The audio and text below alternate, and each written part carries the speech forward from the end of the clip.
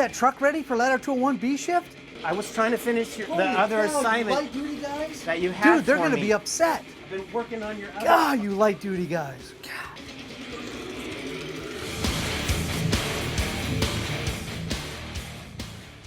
You don't think that I can handle this? I think I can clean out a cabinet. I just want to make sure you're doing something today. Yeah, thanks. It's not like I haven't been doing something all day anyways. Can't believe that you're causing such a big deal.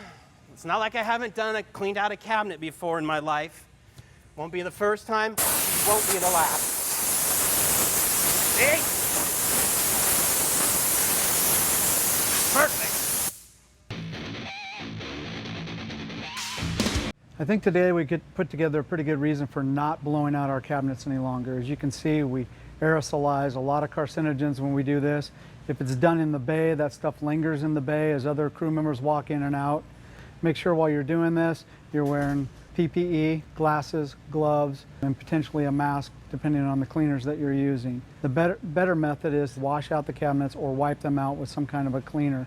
And you saw the amount of product that we had on our rags. But let's no longer blow out our cabinets and aerosolize all those carcinogens.